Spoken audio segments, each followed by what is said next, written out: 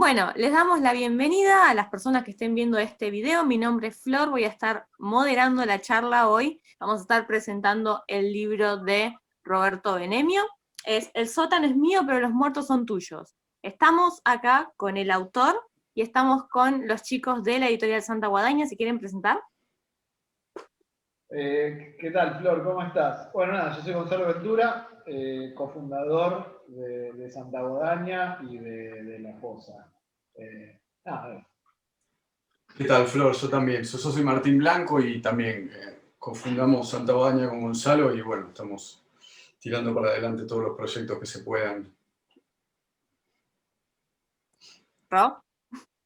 Roberto Benemio, soy el autor del librito, y para los amigos soy el Romy, y bueno, me prendí en esta linda locura que hice con la gente de Santa Guadaña, de La Fosa, ¿no? Bien, buenísimo. Bueno, vamos a estar hablando de este libro, que es una belleza, que consta de 13 cuentos escritos, son relatos cortos más que nada, escritos por Roberto acá presente.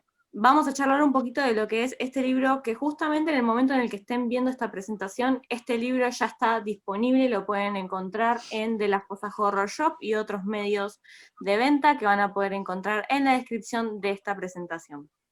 Vamos a hablar un poquito de, ya veníamos hablando desde antes con el autor, del tema de cuáles son las cosas que inspiran a crear este libro. Entonces ahora le quiero preguntar, hemos hablado bastante del tema de que son en parte experiencias propias y en parte varias cosas que se fueron juntando y que quisiste contar en este libro. ¿Querés hablarnos un poquito más de eso? Con respecto a cada cuento, a lo que es el formato del cuento, del libro, digo. Uh-huh. Sí. Cuando empiezo a escribir estas historias, se me ocurrió a mí contar desde yo librero. Yo fui librero en Avenida Corrientes y tuve muchas historias y las llevé todas para el lado de lo que es lo que más me gusta, que es el terror, el horror y la comedia negra, ¿no? Encontrarme con este black comedy. Y me encontré también con Gonzalo Ventura, que me dijo, esto tiene que ser un libro. Y ¿te parece? Son cuentitos aislados, qué sé yo. Yo tenía mi idea era si lo tenía que publicar en alguna antología. Y no, me dijo, que acá está presente, me dijo, no, seguí pensando en otras historias que viviste y andá desarrollándolas.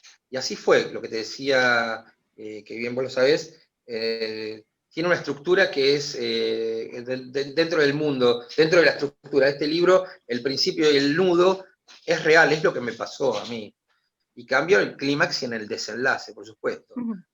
Yo no maté a nadie, ni a mí me mataron, ni apareció esto, ni apareció lo otro. Claro. Pero no sabemos. Que no estés preso no garantiza nada. O sea, que no Eso, estés preso o totalmente. muerto no garantiza. Quizás has regresado a la tumba o quizás tenés alguna cosa pendiente. En esta presentación no estamos para juzgar a nadie, no, acá no vamos a llamar a la policía, nadie tiene el teléfono a mano y los que lo tenemos estamos grabando en este momento, así que nadie va a ir preso en esta ocasión. Igual me estaría mandando al frente yo mismo, ¿no? Porque estoy diciendo que es lo que me pasó. No, pero es como es Bajos Instintos, que ella dice, pará, yo voy a ser tan boluda de escribir un libro contando cómo mato a la gente para después decir que esa es la cuarta. Bueno, sería lo mismo, básicamente. Pero bueno, no, a mí me gustó mucho. Bueno, de hecho, Martín, Romy y yo somos amigos y casi familia desde que tenemos 13 años con Romy y desde que tenemos 6 con Martín. Entonces, es como que es muy nuestro de alguna manera, porque es como la voz de Romy es parecida también como autor es parecida a la de Martín y a la mía. Todos sonamos de alguna manera. Es más, qué sé yo, si fuésemos bandas de punk, seríamos los Misfits, los Ramones y los Sex Pistols, ¿entendés? O sea, y si fuéramos de heavy metal sería Iron Man, obviamente sacando de lado el gran talento que tienen estos músicos acá de citar, que nosotros no lo tenemos, pero digo, y si fuésemos banda de heavy serían Judas, Maiden y no sé, alguna de esa época. Y vos serías Megadeth. No, Claro, claro, ahí está. de antes. Claro, porque en realidad, o sea, con Romy y con Gonzalo, o sea, llevamos casi una vida, bueno, casi no, la mayoría del tiempo de nuestras vidas compartiéndola juntos, y si bien obviamente cada uno tiene un estilo y una voz propia, las referencias son las mismas, o sea, el entorno en el que nos criamos fue el mismo, entonces claro, quieras o no, bueno, nosotros nos damos cuenta de que se nota, ¿no? O sea, que seguramente es así, que los lectores cada uno encontrarán en nuestra manera de escribir cosas distintas y eso es lo bueno también, ¿no? Pero, Sí. pero es esto, el compartir vivencias, referencias, contextos, gustos personales también, porque al final todos mamamos un poco de la misma cultura, ¿no? Claro, Quiero- totalmente. Y quiero- además se quiero nota tocar- muchísimo eso, sí. No quiero tocar el punto que dijo Martín, y perdóname que te interrumpí, pero es un paréntesis que me interesa lo que dice, porque es cierto, los tres no solo tenemos la misma edad, sino que no es cuando uno dice vivimos lo mismo, es que vivimos lo mismo. Era además, no solo hay muchas personas que tienen más o menos nuestra edad, nuestra generación, en los barrios que nosotros curtimos, y yo puedo remontarme no solo en la esquina de mi barrio, sino qué pasaba en esa esquina de ese barrio en ese momento determinado. Nosotros venimos de una generación que es a la anterior a la nuestra, que es los que nacimos en el 70 y pico, hubo una generación que está desaparecida, hay una generación perdida, que no está, que son tantas miles de personas que hoy podrían haber estado y hubieran cambiado algo, sin duda, porque cada uno tenía un espíritu crítico. No está. Los hijos somos todos nosotros, los que tuvimos que mamar todo eso.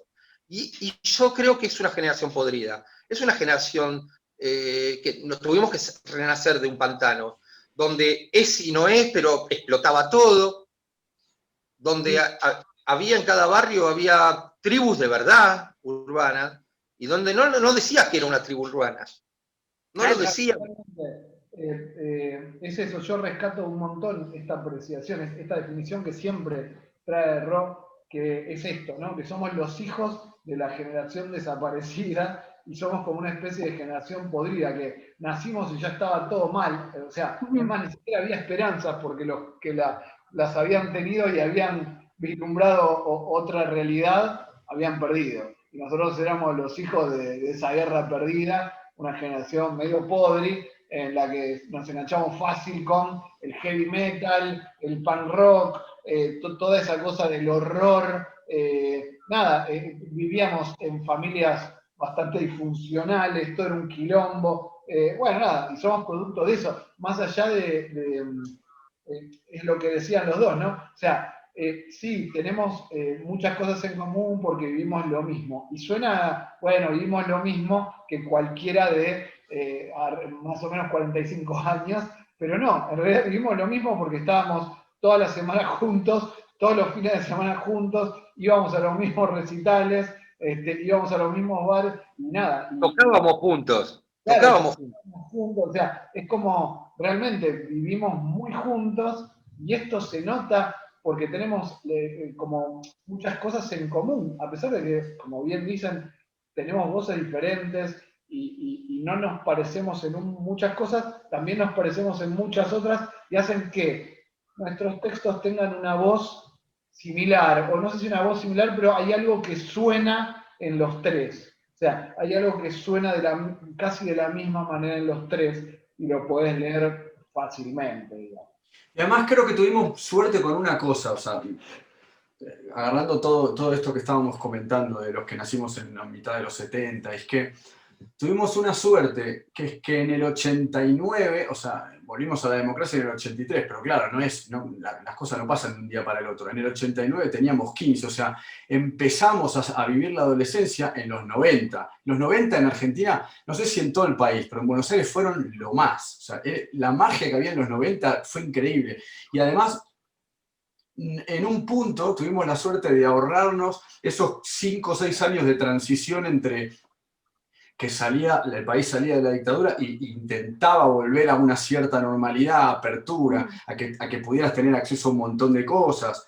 Y eso ya estaba como más asentado a principios de los 90, bueno, a fin en el 89, 90, ¿entendés? O sea, tuvimos esa suerte también, pero así todo había una magia que, bueno, qué sé yo, cada generación tiene lo que tiene, pero esta magia de ir a buscar a un local, un vinilo o algo, y ¡guau! Todavía no llegó, no salió, y si lo encontrás y todavía no tenías la guita, era bueno, lo meto atrás de todo, a ver si tengo la suerte que la semana que viene todavía nadie lo vio y vuelvo con la guita y me lo llevo. O sea, ese tipo de cosas estaban como más asentadas, y sobre todo también a nivel del consumo de la cultura. Los primeros años, desde el 83 hasta el 89, debe haber sido una locura. Nosotros éramos chicos, pero a nivel cultural debe haber sido una convulsión bestial. O sea, arrancó cuando estaba Sumo, bueno, todo lo que consumíamos nosotros, B8 y todo ese tipo de cosas que empezaban y eran como que tenían que romper con todo eso. Nosotros tuvimos la suerte de empezar a consumir ya más de adolescencia, bueno, aunque empezamos a consumir mucho antes, pero ya con un poco más de sentido común, a partir de los 14, 15, ya la cosa estaba como un poco más normalizada y fue genial. O sea, la verdad que fue genial. Y además, nosotros, por ejemplo, teníamos una remera, te pongo cualquier nombre, él nombró Ramones, yo iba a un recital de Ramones, yo lo vi 8 veces a Ramones. O sea, yo me ponía una remera de Ramones y se daban vuelta para verme, porque ¿cómo la consiguió? No era trucha, Claro. yo la podía dibujar, pero no estaba en Cabildo y Juramento. Sí estaba en Churba, que era Cabildo y Juramento, pero tenías que esperarla, que venga de afuera, o te grababan el cassette. Y las tapas nunca eran las tapas que venían de verdad.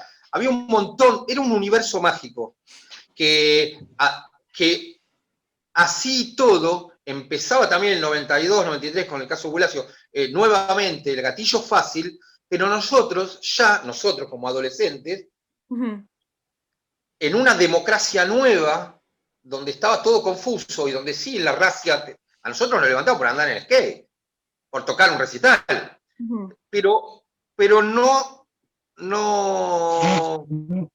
sabíamos salir. No era este temor de ser desaparecido, Claro, era todo muy nuevo. Claro, totalmente. Era como un poco más libre, entonces quizás tenías problemas, pero eran problemas mucho más leves. O sea, no te iban a matar, aunque hubo algunos casos, por supuesto, nunca dejan de existir, pero digo, estábamos más libres, ¿viste? Y también estábamos más desatados en algún punto, y podías dar licencias que en otras épocas no te dabas. Yo creo que todo eso está en la literatura, ¿viste? Toda esa cosa vivida y esa magia nos pasábamos escondiendo vinilos, historietas, remeras para que no se las lleve otro, y muchas veces perdíamos porque se las llevaba otro porque no teníamos tampoco mucha plata.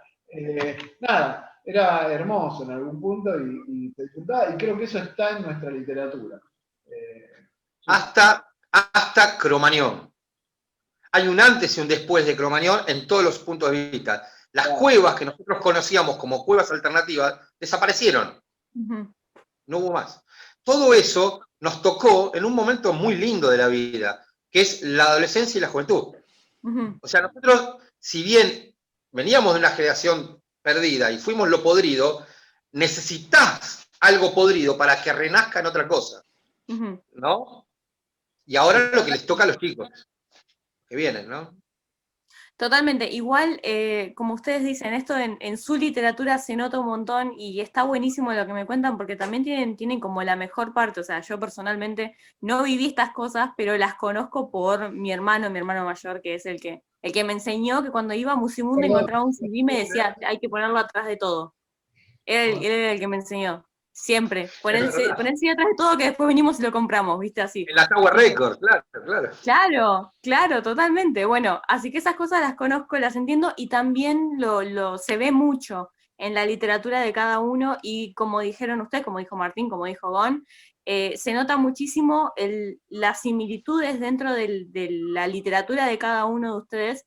Principalmente se nota, y lo que me gusta, por ejemplo, de este libro, es que veo la conjunción de los dos autores que yo ya conocía, las historias que tanto me gustan de Gonzalo, la forma en la que me estoy empezando a acostumbrar a la literatura de Martín, y de repente me encuentro con esto que es como una especie de Hannah Montana de la literatura para mí, porque tiene lo mejor de todos los mundos, entonces es como maravilloso en ese sentido. Entonces, ya que me contaste un poco sobre lo que te inspiró y cómo fue el proceso, digamos, de crear esta historia, tengo dos preguntas para hacerte. La primera es, ¿son 13 cuentos por algo en particular o porque llegaron 13 y los pusiste y quedaron ahí? Dentro del mundillo de la estructura, ahí tengo que felicitar a los editores, la verdad, porque ahí no caso fútbol, como dirían los pibes de todas las épocas. Y Gonza y Martín me recomendaron hacer algo puntual, y la verdad es que también otra de las cosas que debo decir es que si tengo una duda para un no en base a lo que me dicen ellos, ese no me lo guardo, porque sé que mañana le voy a terminar dando la razón. Que pasó Claro. siempre. Nunca les digo que no, porque sé que la tiene más clara que yo en eso. Entonces yo le digo, Gonza me dice, o Martín, no, ni siquiera no me contestan, me anulan, me dicen, siguen de largo. Y ahí me doy cuenta que digo, bueno, estoy equivocado en algo. Y me duermo bien, tranquilo, porque sé que mañana les voy a decir, es la verdad, tenías razón vos. Y siempre pasó lo mismo. Entonces, hay una primera y una segunda parte. La distribución de los cuentos es una genialidad de ellos, y ciertas correcciones también. Yo la verdad es que, además de quererlo, los admiro a los dos, los tengo presentes porque se los digo todas las noches, me cortan cada vez que se lo digo, pero no voy a dejar de decirlo. Pero es una genialidad lo que hicieron con mi libro, la verdad. No solo desde la estructura, el mundo. Yo vengo de una escuela también medio punk, horror punk, pero también vengo de una escuela académica. Yo soy licenciado en educación, yo soy realizador cinematográfico con título y soy director de teatro. Y vengo de un universo con maestros como Bajar Lía, Juan Jacobo Bajar Lía, como David Viñas, como el maestro Bayer. O sea, son maestros directos, de manera directa, Nicolás Rosa. Pero si tengo que hablar de maestros de la vida, son estos dos que tengo acá. Ellos me apuntalan, ellos me conocen mejor que nadie. Ellos me dicen, es por acá. Si vos supieras, a veces yo me desmadro y me digo, y Gonzalo me dijo el otro día, no te voy a corregir esta boludez, directamente. Y entonces lo miro y digo, estás equivocado, tenés razón. Es así de simple. Es simple. Pero lo leo, lo releo, lo pienso, me veo a mí mismo y digo, tenés razón, no es así. Claro. Ya no discuto. Fue fácil porque el libro está buenísimo. O sea, él nos tira flores, pero las flores van y vienen. El libro está buenísimo. Cuando él nos mostró lo que estaba haciendo, fue como él dice, tipo, yo le dije, brother, esto tiene que ser un libro porque tiene una fuerza, está buenísimo, está sólido, bien plantado, va para un lado todo. Así de que nada, fue cuestión de después ultimar detalles, pero nada, qué sé yo, es fácil hacer maravillas con algo que es una maravilla. O sea, después que lo juzgue la gente, a mí me chupa un huevo. Y digo maravilla porque yo creo 100% en lo que hago y en lo que publico y en lo que hacen la gente por la que quiero y por la que voy al frente sin ningún problema. Y sí, yo creo que es una maravilla y me encanta. Y después los que dicen, ¿cómo vas a hablar? Yo hablo de lo que se me canta el culo a mí y opino como quiero de lo que quiero. Y es genial, y está buenísimo, y es genial creer en lo que uno hace. Y ese es el éxito, ¿no? Estar feliz con lo que vos haces. Después lo demás es todo cartón pintado. La segunda pregunta que tengo para hacerte con respecto a esto que vos lo acabas de mencionar es, sos realizador de cine, de teatro, tenés una carrera académica en ese sentido, y yo personalmente estoy notando mucho en la movida de los directores que escriben cuentos, de los guionistas que escriben cuentos, que tienen una forma mucho más como mucho más fácil de contar las cosas en pocas palabras. ¿Sentís que eso influenció a la hora de escribir cada relato? Sí, y mucho, mucho. Vos dijiste algo que me lo dijo Juan Jacobo Bajarlía. Ujú, Una vez yo era muy pibe y le mando un cuento para un maestro de verdad de la literatura, terror y ciencia ficción acá en Argentina, el traductor del Marqués de Sade, para que te des ujú. una idea. Y él me dijo, le dije, ¿qué te pareció? ¿Qué le pareció, maestro? Le digo, me hace así, me dice, ¿para qué te metes en laberintos si vos sos guionista cinematográfico? Dejáselo a Cortázar eso. ¿Te gusta Cortázar? Y yo estaba, la verdad que algunas cosas sí, otras cosas no, no es mi. Me encanta que le encanta a la gente, me encanta dónde llegó Don Julio, pero no es la literatura que a mí me gusta. En la adolescencia sí, era un pillo bárbaro. Después descubrí Borges, de verdad, y después descubrí otros autores que me volaron la cabeza. ¿No? Claro. Quiroga me vuela más la cabeza que Cortázar, por ejemplo, Ujú, o Abelardo Castillo. Y él me dijo, déjaselo a él, el laberinto. Y ahí tiene que ver mucho con lo que vos decís. El guión cinematográfico se escribe de una manera, y me ayudó ujú, mucho a la hora de, mi verbo preferido a la hora de explicar esto es vomitar las cosas. Cuando yo ujú. vomito lo que tengo acá adentro, ahí. Y también la primera parte del libro tiene una estructura muy oriental, terror oriental, Ujú. donde es presentación, remate, Exactamente. lectura y ya está, ¿viste?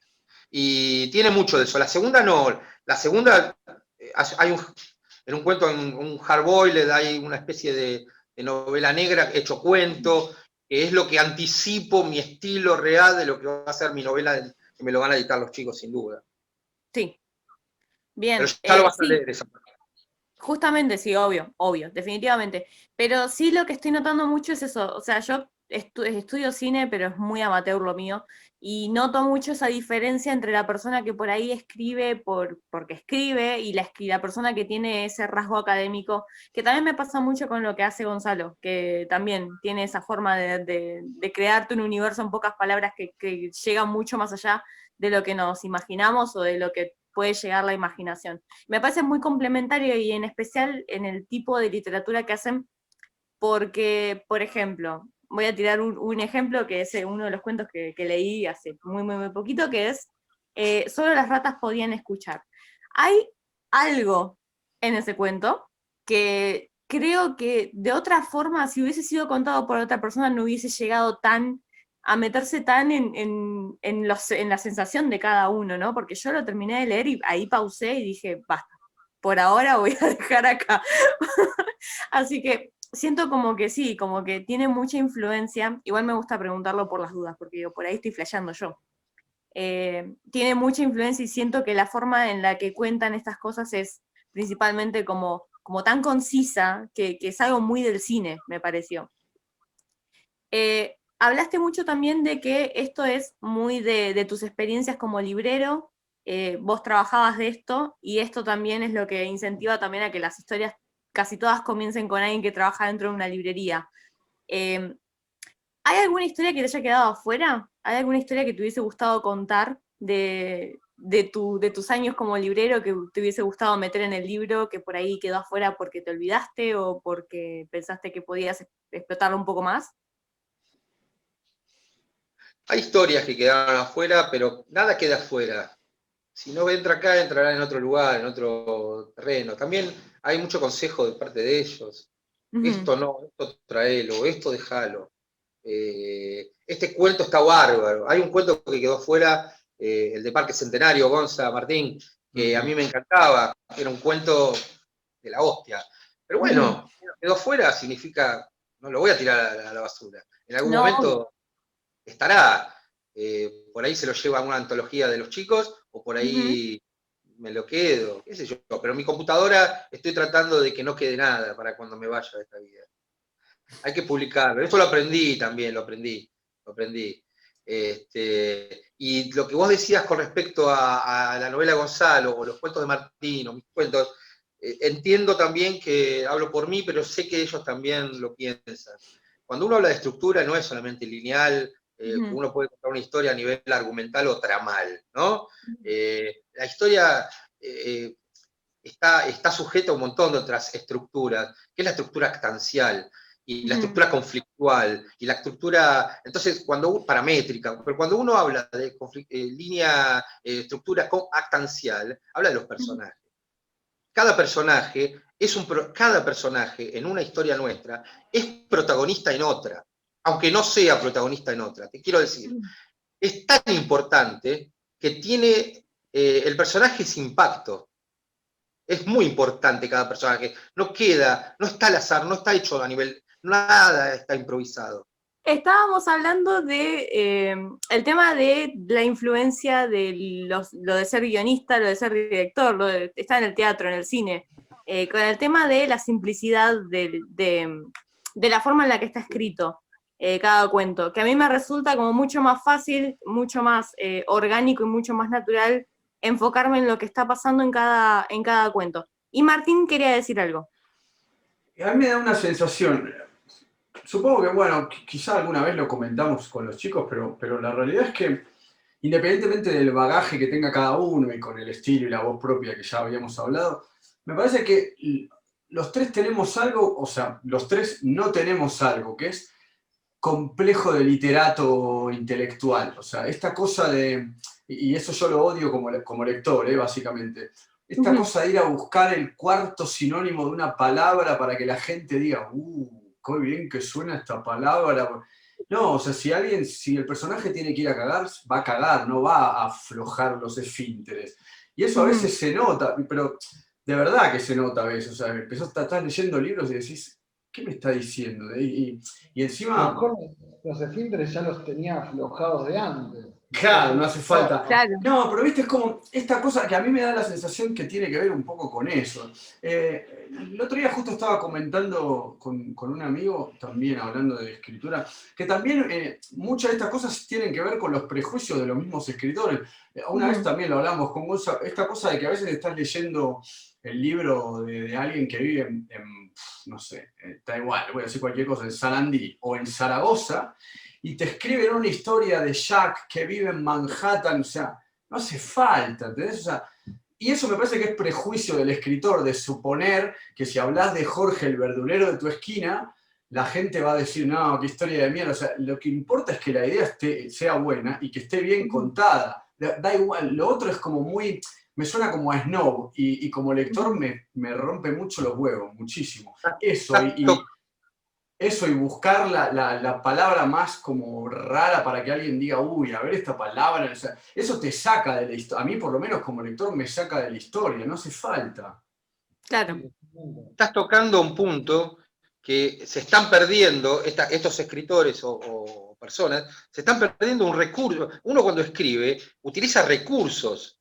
Ujú. Esos recursos que son de la escritura o para la escritura no son de la vida de uno. Un recurso mágico para escribir es lo mismo que para vivir. Es el recurso de la identificación y se lo están perdiendo.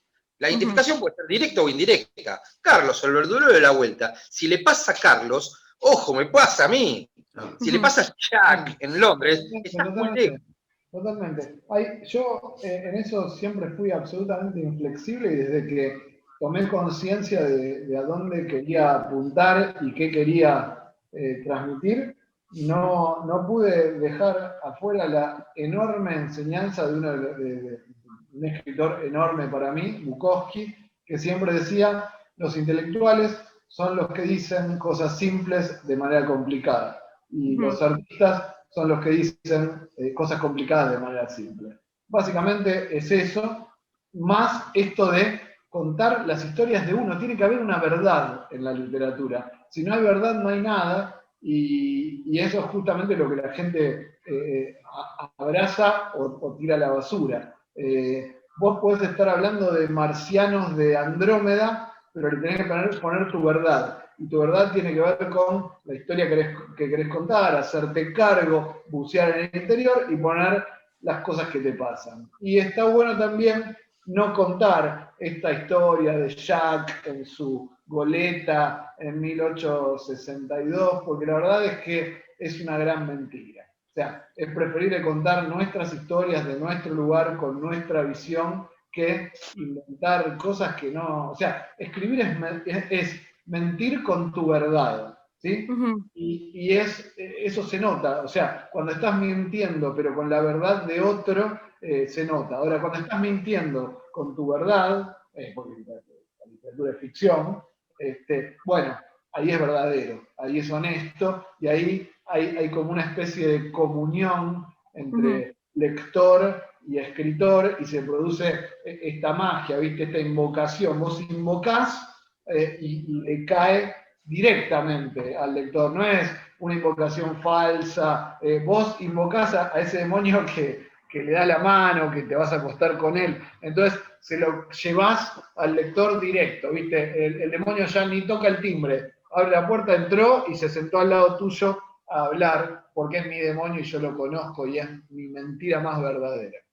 Claro, ujú. y además otra cosa, que es lo que decía Romy, que en un punto te perdés el recurso de que si vos contás una historia supongamos, en tu barrio, da igual Ujú, de qué personaje, ¿quién mejor que vos para explicar los ruidos, los olores, las cosas, la atmósfera, el aire que se respira en tu barrio? O sea, no sé, es como, yo te juro, yo llegué a leer, leí un par de libros de cuentos acá de escritores españoles, yo no sé si en Argentina está, en España parece que está de moda. Historias escritas en Maine, o sea, faltaba que el personaje se llamara Stephen, entonces como, no da, man, o sea, bueno, sí, qué sé yo, da, cada uno que haga lo que quiera, pero me parece que es como, no sé, no le termino de encontrar mucho sentido como lector, después cada uno al final es dueño de hacer lo que le da la gana, pero Sí, sí, pero no, claramente me pasa lo mismo. Y otra cosa, aprovecho lo que dice Martín, ujú, con respecto a esto, a veces creen que poner de más está bien, ¿no? ujú, Vicente Huidobro decía en su manifiesto ultraísta, en uno de sus puntos, decía, cuando un adjetivo no nace, mata, aniquila. ujú. Me pareció extraordinario. ¿Y cuántas veces nosotros hemos perdido el hilo de la historia por palabras alrededor de la palabra que es clave? Sí, Entonces, totalmente. el punto es este.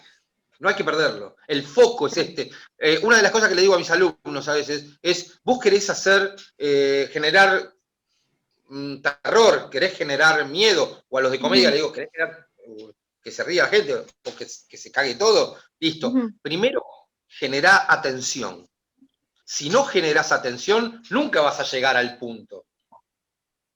Claro, Para generar definitivamente. atención, o tenés que ir al punto y no tenés que rodearlo de bosta al punto. Ujú, claro, a mí como lector me pasa que intento ponerlo en práctica cuando escribo y creo que se empieza a notar, que es como lector hay dos cosas que me matan. La sobreadjetivación es una, Eco. y cuando ya te empiezan a...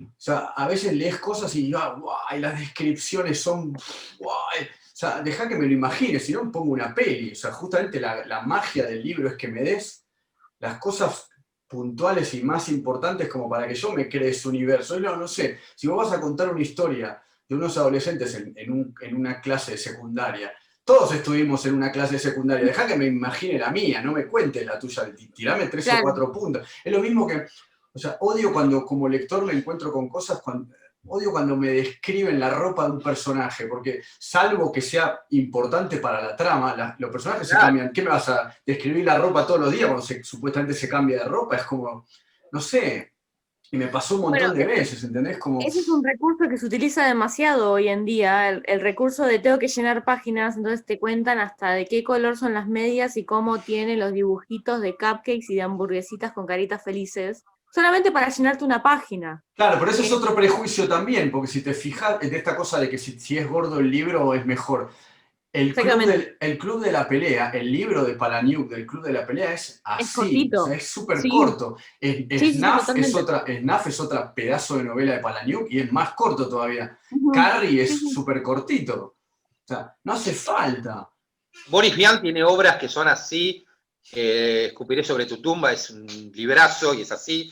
Con Increíble. respecto a esto, cuando yo te hablé de estructura estancial, cuando hablo de los personajes, uno no es poner un personaje para el personaje principal, no, uno tiene que inventar, desarrollar y crear como si fuera un dios, una diosa, todo un universo, y eso se llama mecanismo para el personaje. Tiene que crear los mecanismos propios, los mecanismos sustanciales. ¿De dónde viene este personaje? Aunque vos no lo pongas, tenés que ponerlo. Cuando vos creás Tiene que existir. todo el abanico está hecho para ese personaje. Todo. Cómo se viste, cómo se... Ya está, ¿para qué? Si me lo dijiste una vez sola, ya sé cómo va a ser ese personaje. Claro.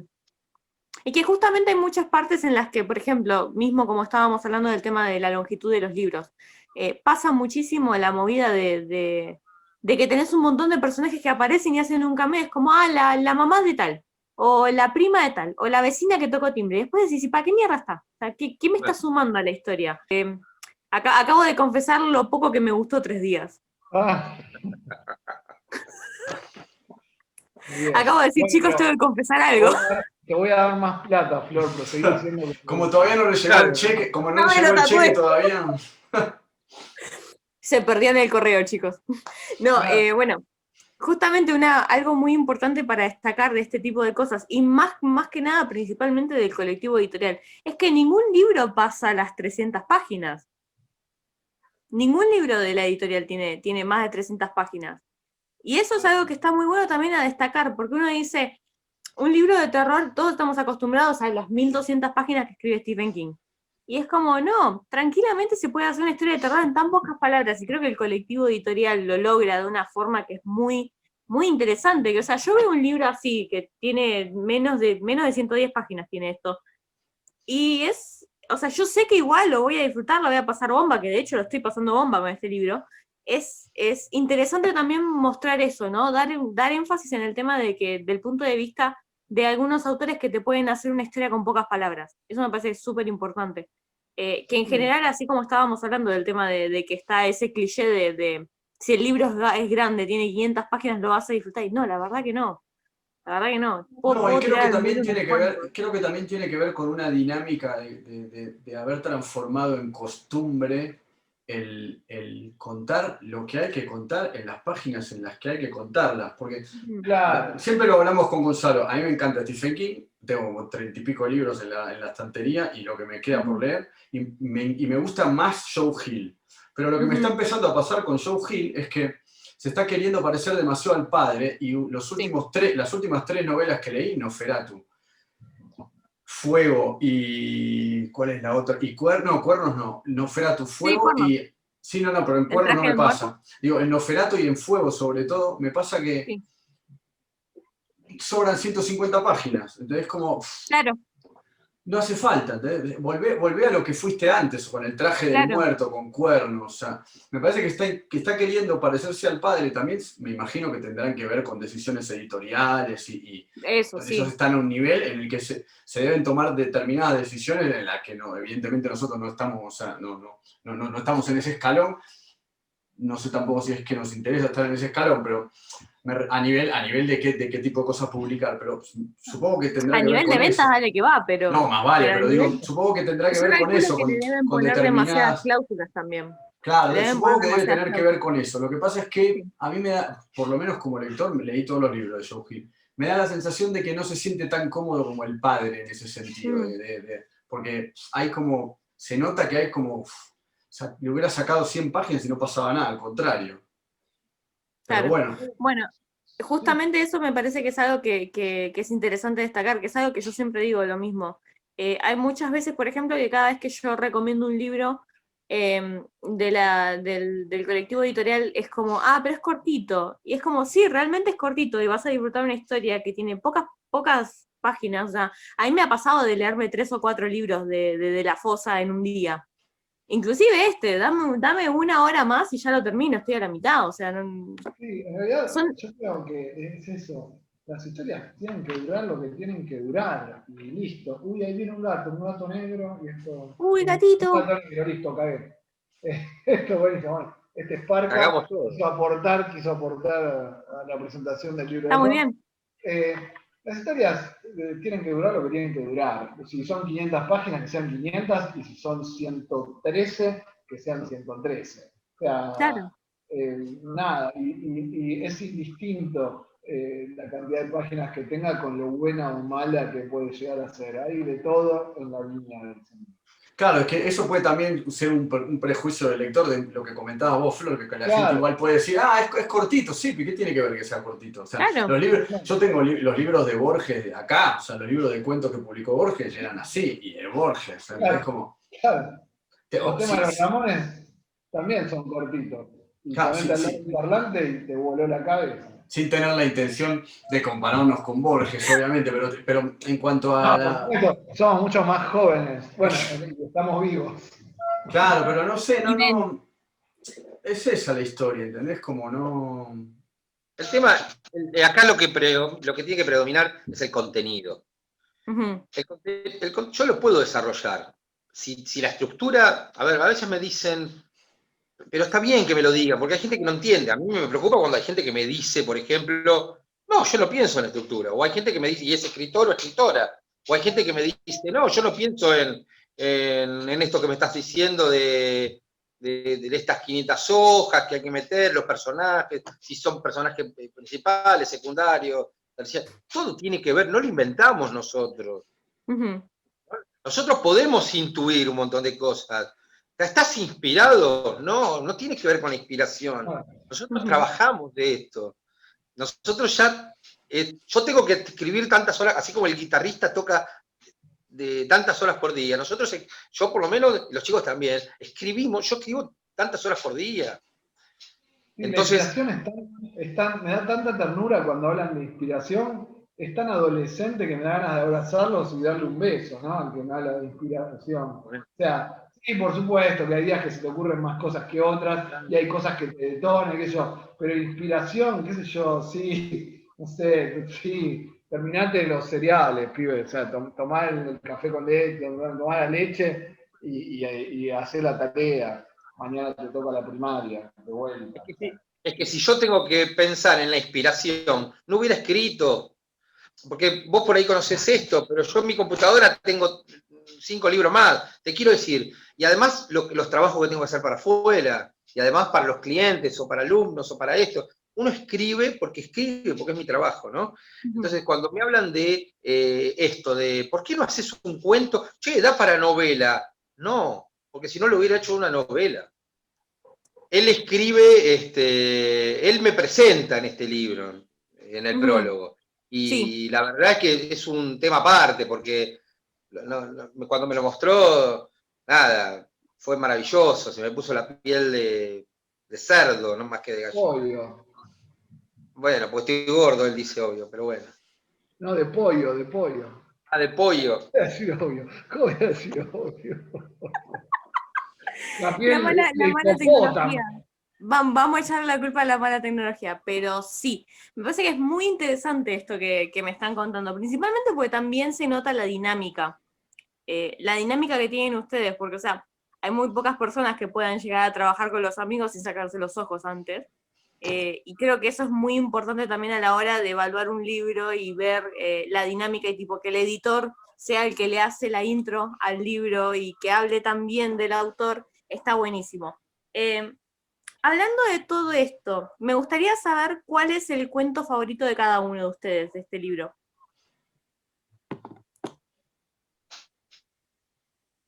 ¿Quién quiere arrancar? No No sé, sé. es que tengo varios. A mí me gustan muchos.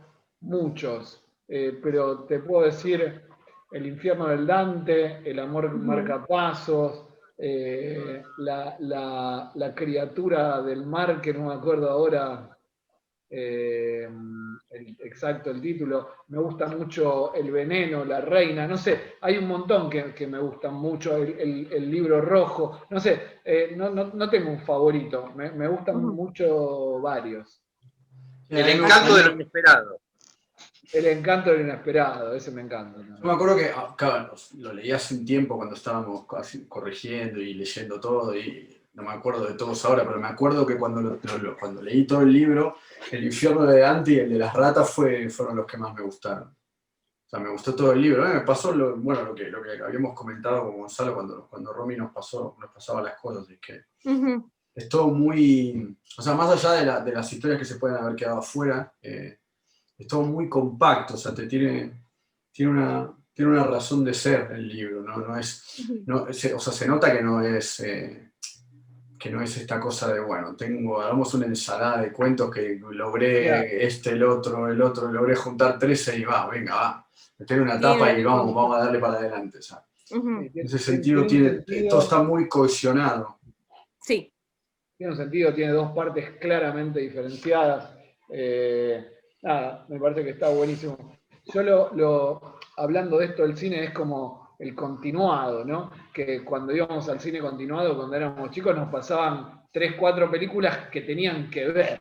O sea, te pasaban 3 de Belmondo, o te pasaban 3 western, o te pasaban 3 de terror. Bueno, acá es esto, ¿viste? Primero hay un continuado, hay una función que te pasan la que te va a hacer reír, te vas a asustar, va a ser como sarcástico. Y después, de otro lado, te pasan más las brutales, ¿viste? O sea, te pasan unas que acá va a haber miedo, acá va a haber brutalidad, y son como dos funciones distintas del continuado, y a su vez es el mismo cine que sabe lo que está proyectando, ¿no? Claro. Algo así.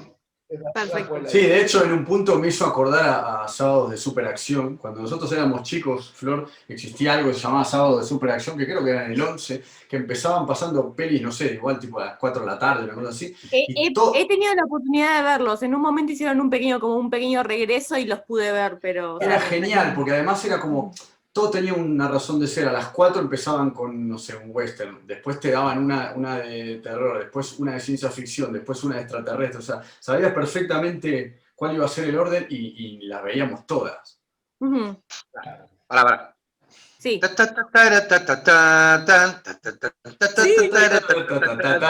Qué grande, es verdad, no me acordaba de eso. Sí, sí. Bueno, Romy. Muy difícil, porque son pequeños hijitos que se fueron formando. Este libro, antes de ser este libro, fue un audiolibro, y de lo que quedó del audiolibro con efectos sonoros, con una voz muy punk, donde no hubo corte, así como se leía, se grababa en un estudio muy importante de acá de los hermanos, bueno, no importa, no quiero nombrar, la verdad que no tengo ganas de nombrar, gente que se portó mal conmigo, pero Acaba de entrar una horda de perros, perdón. muy bien, que entren todos, estamos todos los perros juntos. Sí. Y lo que te quería decir es, si bien esto fue un audiolibro antes con la primera parte, la segunda, que se hizo a posteriori, fue desde lo más nuevo de un Romy. Es lo que viene, tal vez. También esa parte divide lo que fue de lo que va a venir. Por eso hay una segunda parte que a mí me gusta mucho. Sí. Y donde pongo como eje central, utilizo también al ser humano, más que el ser humano, el hombre, como monstruo. Como monstruo, pero de lo que ocurre, con lo más crudo. Yo dije, esto no supera ni el 10%, ni el 5% de lo que ocurre si uno prende la tele y ve lo que ve, o lo que ocurre a la vuelta de tu casa. Sí. Y hablo desde lo más crudo que vos puedas imaginar. Entonces, cuando yo pienso, ¿cuál es mi cuento? Y son distintas etapas de mi vida. Si bien esto lo hice en este cuento de verdad, yo lo iba a editar con otra editorial. Y la verdad es que el amor y el decime. No lo tenía. ¿no? Sí. Helada. Sí, no sé si Martín lo sabía, pero Gonzalo lo sabía. No, si lo sabía no me acuerdo, la verdad. Gonzalo sí lo sabías. Bueno, lo sabía, pero trato de olvidarme algunas cosas. Mirá, se pudo ver el momento en el que le rompiste el corazón a los 3 miembros de este chat. Sí, pero bueno, se iba a publicar porque no existía Santa Guadaña en ese momento. Entonces, Entonces, como no existía Santa Guadaña, ¿cómo carajo lo iba a publicar con Santa Guadaña? Lo arregló el chavo, ¿viste? Ahora, pero no existía. Cuando nace Santa Guadaña, antes de que nazca Santa Guadaña, tengo la alegría de un amigo de haber publicado algo, y tengo la lectura de otra manera, ya no en la computadora, en un libro, y el orgullo y esto y lo otro, y vi cómo fueron laburando, y fui como se fueron comiendo, esto lo digo yo, yo no tengo nada que ver con Santa Guadaña y de la Fosa, soy un escritor que eligió por su profesionalismo, los que me conocen saben, yo no fui al amigo y al otro amigo, yo fui al más profesional de todos. A los editores, a los que cuidan, a cómo no sabés cómo se manejan, cómo te lo corrigen, son artistas. Yo quiero a ellos. Yo los quiero a ellos. Entonces, cuando yo decido escribir esto en 3, 4 añitos, y está bien dividido, la división de los cuentos fue hace poco, hace unos meses. Me presentó todo un proyecto de la división Gonzalo, le dije que sí, obviamente, y ahí se ve muy bien las 2 etapas mías. Si bien me gustan todos, a mí hay 2 cuentos que me fascinan, que son El veneno y La reina. Cerramos acá entonces a partir de hoy, a partir del momento en el que están viendo este video, ya pueden conseguir El sótano es mío pero los muertos son tuyos, de Roberto Benemio, ya está disponible, pueden pedirlo en De la Fosa Horror Shop, pueden escribir a De la Fosa OK para saber dónde conseguirlo. Robert, cuando pase la pandemia yo quiero que me firmes mi libro, y espero que en algún momento se pueda hacer una presentación con personas, ojalá en algún momento, pero nada, felicitaciones por este libro, la verdad que lo que voy leyendo me encanta, la verdad que está muy muy bueno, y confío muchísimo, confío ciegamente en el criterio de Santa Guadaña y de la Fosa a la hora de editar libros, así que estaba más que segura que yo cuando leyera esto me iba a encantar, y la verdad que no me equivoqué. Así que felicitaciones por esto. Un placer. Para mí es un placer, y la verdad es que como presentación del libro, para mí fue un placer que vos lo hagas. Cuando me dijeron los chicos, dije, ¿quién lo hace, Flor? Ni lo dudé, sos vos. De verdad te lo digo. Muchas gracias. No, bueno, favor, gracias, y gracias por la confianza también. En algún momento igual me gustaría que hagamos algo como un poco más, como todos juntos quizás, tipo charlando un poco de lo que es el terror acá en Argentina, así que eso me parece que estaría buenísimo también, en algún momento. Chicos, los invito a que nos despidamos del público, a que les digamos que nos sigan en las redes sociales, que no se olviden de seguir a De la Fosa, a Santa Guadaña. Y a Sello Fantasma. Nada, yo quería hablar, para mí este libro es muy importante y muy particular, porque somos hermanos, o sea, nos conocemos, ya te digo, con Martín desde los 6, con Romy desde los 13 años, y nada, y es como una declaración de principios, es como decirle a todo el mundo que nos conoce, chicos, gracias a todos los que nos apoyaron, llegamos a hacer lo que siempre quisimos hacer, que era contar historias, desde muy, muy chiquitos. Y para mí es un placer y un honor enorme editar este libro del rock.